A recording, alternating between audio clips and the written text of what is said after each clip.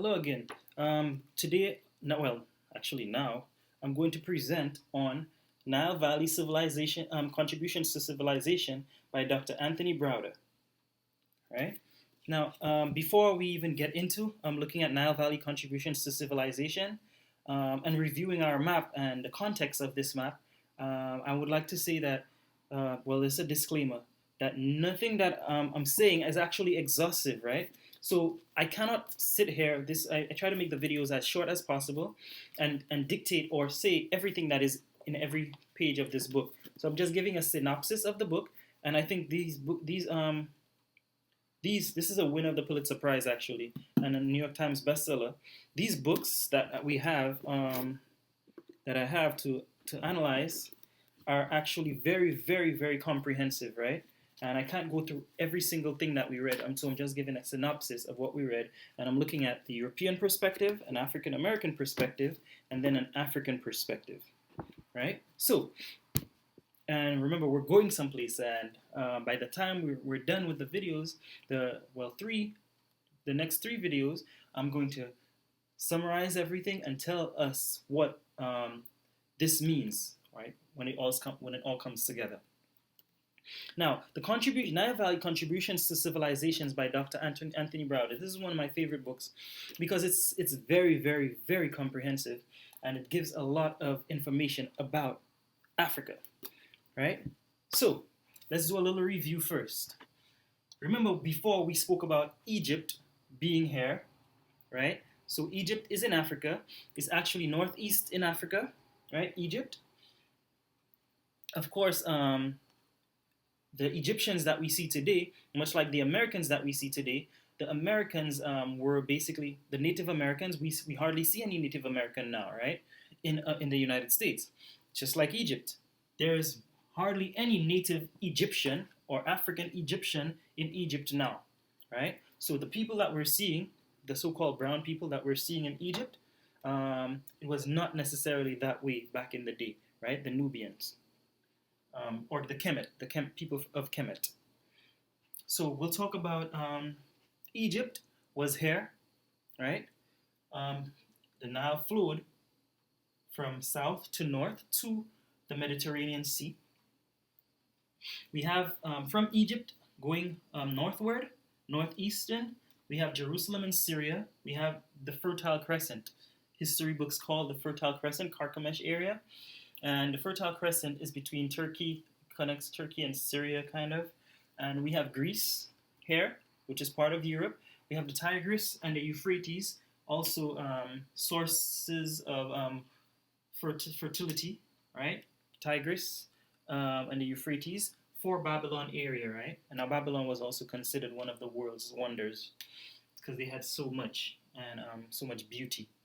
We had the Arabian Desert separating this side from that side, right?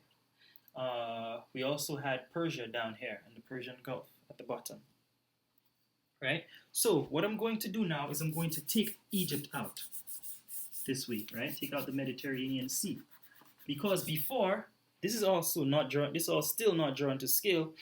When we look at Jared Diamond's Guns, Germs, and Steel, the proportion of everything else seemed to be so big, at least theoretically, very, very big. Everything else, when it compares to Egypt and compares to Africa, but actually actually Africa is pretty big, and Egypt is northeast in Africa, right? Still not drawn to scale, but compared to the rest of Europe and Asia, Africa is huge, right? So we have Africa here. The reason why I'm drawing Africa so big is because from an African American perspective, not only is this very, very true and practical, right? But what is highlighted in this book when it comes to world domination and world powers, right, and fertility and strength, actually is highlighted through Africa or Egypt. Now, I think, or the direction that I'm going, is to believe more that this power here was actually one of the major sources or the primary source of fertility around the world. I'll tell you why. Because Africa Well, let's talk about Egypt, right? Not only did they have the Nile Valley or the Nile running through here, right? So fertile, this Nile area, this region here, right? Egypt also ruled the world for 3,000 years. Out of the 5,000, so Egypt, so 3,000 years, right? So for the past 5,000 years, Egypt was 3,000 of the first 3,000 years. Between Babylon all the way to Rome, they only ruled up to 2,000 years, right? And we're in this part here, probably the last or the another 1,000 years after Rome, right? But Egypt ruled for the bulk of this time, 3,000 years. Egypt was actually one of the most coveted places, and a lot of wars. Actually, they won a lot of wars. If you read from a biblical perspective, Egypt actually ruled everything around here, right? Egypt ruled the world. Before Egypt fell, right, Egypt controlled every single source. Actually, Jerusalem and Syria, these places actually looked for strength from Egypt against the Babylonians, and they warded them off for a long time, right? The Babylonians for a long time. So we have Egypt here. And in the Nile Valley Contributions to Civilization, Dr. Anthony Browder, well, he highlights a lot of what we see even to this day. He talks about the pyramids of Egypt, right? He talks about the technology of Egypt, right? I'm going to give specific examples, right? The pyramids of Egypt is something to this day cannot be replicated, right? People have tried, but they cannot be replicated. The accuracy of their measurements and how they build these with what they had back in the day, we still cannot understand how the pyramids were built. When the pyramids were built, they had what we call hieroglyphics, right? Stuff that was these words were things were difficult to understand, and to this day, we cannot fully decipher, right, what is written, what was taken from the hieroglyphics of Egypt. He also mentions medication or medicine. The Egyptians had developed a way to do even laser surgery using the heat rays from the sun. And they could treat many different forms of cancer. Egyptians even had a way to do testing or tests to determine the sex of children, right? So where a woman would urinate on specific crops, and when this crop grew or another crop grew, they could tell whether it was a male or a female. And that predated way before we even thought about ways to do it today, right? In the early 1900s is when we actually developed what Egypt had already developed from way back then.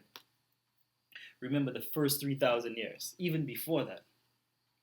He also mentioned now the Wright brothers is who we credit for. Because Egypt was raided so much, the European powers actually put what they thought was a bird inside of a museum, a replica of a bird inside of a museum, a wooden bird. Then when they saw that the bird didn't look like the other birds, they started looking other places. The Egyptians had actually painted a plane, a model of a plane, to look like a bird. And when they replicated it, they saw it calculated for drag and everything. The Egyptian had already developed what the Wright brothers couldn't understand about drag from way back then. And we just rediscovered it now. Now Egypt, when Babylon plundered Egypt, Babylon destroyed a lot of things, from their scrolls, right? They tried to destroy their sphinxes, right? They tried to destroy their religion and their concept of a god, right? They tried to destroy a lot of advances that they had already made in technology and society. And what they didn't destroy, they took away. They stole away so that they could replicate it in their own way, right? So that they could make it theirs. In order to destroy Egypt, you had to destroy the very foundation of what they believed in. So they took away even what they call or their concept of a god. Now Egypt had their own laws. And now remember, we started by speaking about the Bible. Now, Moses was actually raised as an Egyptian, right? Moses was raised as an Egyptian. Moses was raised as an African, right? Before Moses went to rule the children of Israel or to lead the children of Israel, he actually was raised as an Egyptian, right? So this is a takeaway. Remember, this is not exhaustive, and I'm not even going to talk about the commandments and the laws of Egyptians, right? Because we had already said a lot of their philosophy and history, their concept, and this is not a biblical study, right? This is I'm just highlighting specific contributions of these books and why I thought these books were interesting and actually guided in understanding certain things.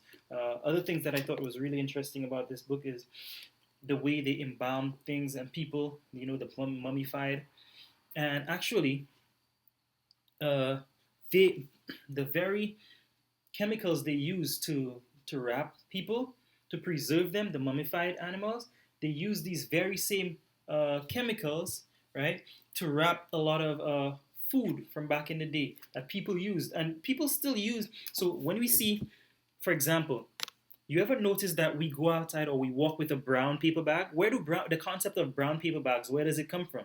That actually came from Egypt. The concept of a brown paper bag, because people would wrap a lot of their just like they mummified things, a lot of their meat they would wrap it in like mummified because they would dip it in specific they would dip it in these chemicals, right? So they would wrap a lot of their meat to preserve their meat in these brown wrappings, right? Later on, because people were so already used to seeing meat and other things wrapped in brown stuff, they developed the concept of a paper bag. And to this day, a paper bag is still brown. And we never thought, we never fully understand why a paper bag is brown, right? But he gives so many gems, so many things in society. I mean, from the very alphabets that we see, Aleph, Bet, Vet, Gimel, Dalet, Hey, in Hebrew, and we see the alphabet, like all of these alphabet actually come from Egyptian alphabets. So even our alphabet today, which was derived from the Hebrew alphabet from back in the day, right? All of this is from the Egyptian concepts or Nile Valley contributions to civilization. I grew up watching Legends of the Hidden Temple. We see the Olmec head. That is an African head. Olmec was a soldier, and Olmec was very wise. This is an African head. Again, Egypt.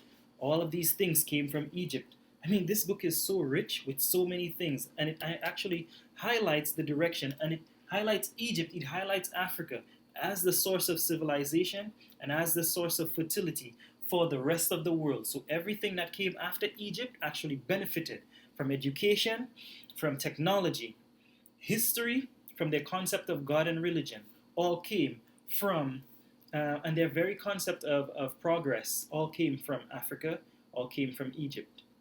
So stick with me for The Healing Wisdom of Africa by Malidoma Patrice Somi.